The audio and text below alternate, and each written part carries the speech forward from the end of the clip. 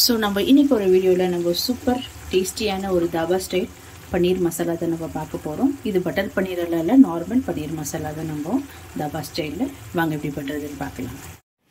வணக்கம், welcome back to Divya Sriram lifestyle. நீங்கள் என் சேனலுக்கு புதுசாக இருந்து சப்ஸ்கிரைப் பண்ணுங்கள், பக்கத்தில் இருக்கிற பெல் கிளிக் பண்ணுங்கள், லைக் பண்ணுங்கள், ஷேர் பண்ணுங்கள், கமெண்ட் பண்ணுங்கள். வாங்க இன்றைக்கி என்ன வீடியோ.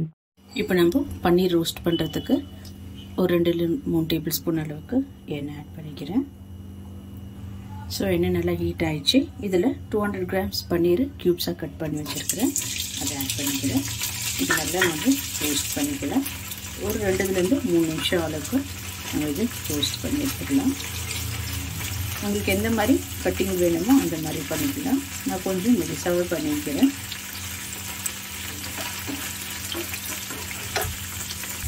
ஸோ ஒரு பக்கம் ரோஸ்ட் ஆனாலும் இன்னொரு பக்கம் நம்ம திருப்பி வச்சுக்கலாம். ஸோ கொஞ்சம் ஃப்ளேம் கம்மியாக வைங்க.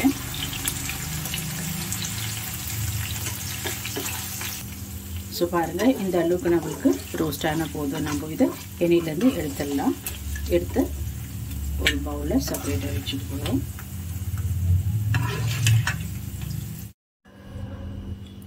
இப்போ நம்ம பன்னீர் ரோஸ்ட் பண்ணி வச்சிட்டோம். இப்போ நம்ம இதில் ஒரு 3 டேபிள் ஸ்பூன் அளவுக்கு தயிர் எடுத்துருக்கிற கட்டி தயிர். இதில் நான் 1 டீஸ்பூன் அளவுக்கு காஷ்மீரி சில்லி பவுடர் ஆட் பண்ணிக்கலாம். இதில் கலருக்கு நல்லா இருக்கும் இது. அண்ட் இதில் 1 டீஸ்பூன் அளவுக்கு பிளெயின் சில்லி பவுடர் ஆட் பண்ணிக்கிறேன். அண்ட் இது கூடவே 1 டீஸ்பூன் அளவுக்கு தனியா பொடி. இதில் எல்லாம் மூணாக மிக்ஸ் பண்ணிக்கலாம் நல்லா. நம்ம பாருங்க, இப்போ நல்லா இது மிக்ஸ் பண்ணியாச்சு. இப்போ நம்ம பன்னீர் மசாலா பண்ணுறதுக்கு ரெடி பண்ணிக்கலாம். இப்போ இதே ஆயிலில் நம்ம 2 பே லீஃப் ஆட் பண்ணிக்கலாம், 2 பட்டை, 2 லவங்கம், 2 ஏலக்காய் ஆட் பண்ணிக்கலாம். கொஞ்சமாக இதில் ஜீரா ஆட் பண்ணிக்க போகிறேன். ஸோ இது நல்லா இப்போ ரோஸ்ட் ஆகட்டும். ஸோ இப்போ இதில் 2 மீடியம் சைஸ் ஆனியன் ஃபைனாக சாப் பண்ணி வச்சுருக்கிறேன், அதை ஆட் பண்ணிக்கலாம். ஸோ இது நல்லா இப்போ ரோஸ்ட் பண்ணிக்க போகிறோம் நம்ம. ஸோ ஆனியன்ஸ் எல்லாம் நல்லா நம்மளுக்கு இப்போ வதங்கிடுச்சு. இதில் 1 டீஸ்பூன் அளவுக்கு இஞ்சி பூண்டு பேஸ்ட் ஆட் பண்ணிக்கலாம். ஸோ இஞ்சி பூண்டு பேஸ்ட்டும் நல்லா நம்ம ரோஸ்ட் பண்ணி எடுத்துக்கலாம். இப்போ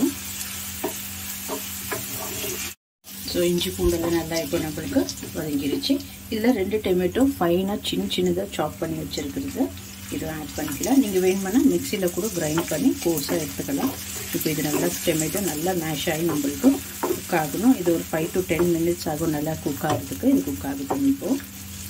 ஸோ இதில் நம்ம சால்ட் எதுலையுமே இது இருக்குது போடலை. இதில் தேவையான அளவுக்கு நம்ம சால்ட் ஆட் பண்ணிக்கலாம். இது நல்லா இப்போ நம்மளுக்கு குக் ஆகி வரட்டும். இப்போ நான் இது கொஞ்சமாக லிட் போட்டு வைக்க போகிறேன். ஒரு மீடியம் ஃப்ளேமில் இருக்கட்டும்.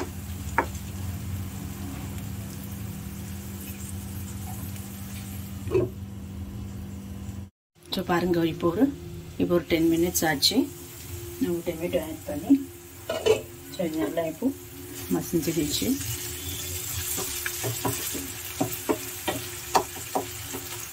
இப்போ டொமேட்டோட நல்லா நம்மளுக்கு மேஷ் ஆயிடுச்சு. இப்போ நம்ம மிக்ஸ் பண்ணி வச்சுருக்கிற இந்த தயிர், மிளகாய் பொடி, தனியா எல்லாம் இதில் நம்ம ஆட் பண்ணிக்கலாம்.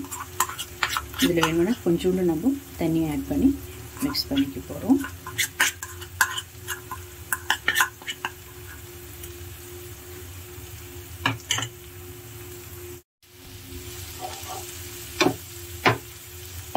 ஸோ ஜஸ்ட் ஒரு 2 to 3 மினிட்ஸ் இது நல்லா குக் ஆகட்டும் இந்த மசாலாவே.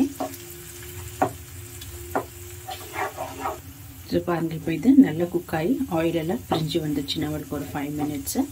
இப்போ நம்ம இதில் தண்ணி ஆட் பண்ணிக்கலாம். 1 கப் அளவுக்கு தண்ணி ஆட் பண்ணிக்கிறேன் நான். நீங்கள் ஜாஸ்தி தயிர் ஆட் பண்ண வேண்டாம், ஏன்னா புளிக்கும், ஏன்னா நம்ம பன்னீர் போடுறதுனால.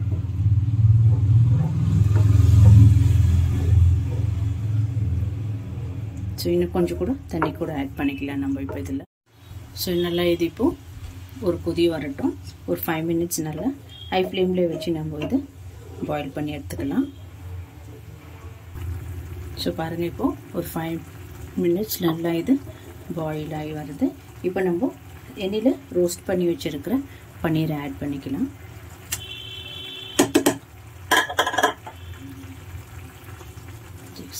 மிக்ஸ் பண்ணி விட்டுக்கலாம். ஸோ இது கூடவே நம்ம இப்போ கொஞ்சமாக கரம் மசாலா ஆட் பண்ணிக்கலாம். ஒரு 1/2 டீஸ்பூன் அளவுக்கு கரம் மசாலா ஆட் பண்ணிக்கிறேன். ஸோ இது கூடவே கொஞ்சமாக கஸ்தூரி மேத்தி நல்லா க்ரஷ் பண்ணி ஆட் பண்ணிக்கோங்க. நல்ல ஒரு தாபா ஸ்டைல் தாபா ஃப்ளேவர் கொடுக்குறது இந்த கஸ்தூரி மேத்தி தான். ரொம்ப நல்லா இருக்கும். அண்ட் ஃபைனலி ஒரு 5 க்ரீன் சில்லி ஸ்லைட் பண்ணி வச்சுருக்குது அதுவும் ஆட் பண்ணிக்கலாம்.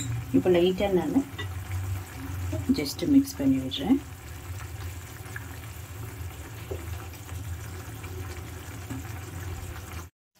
ஸோ அவ்வளோதான், சூப்பரான ஒரு தாபா ஸ்டைல் பன்னீர் மசாலா நம்மளுக்கு ரெடி ஆயிடுச்சு.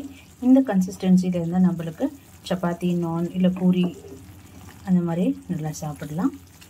ஸோ அவ்வளோதான். ஸோ இந்த வீடியோ பிடிச்சிருந்தால் லைக் பண்ணுங்கள், ஷேர் பண்ணுங்கள், கமெண்ட் பண்ணுங்கள் அண்ட் மறக்காமல் என் சேனலுக்கு சப்ஸ்கிரைப் பண்ணுங்கள். தேங்க்யூ ஃபார் வாட்சிங் திஸ் வீடியோ.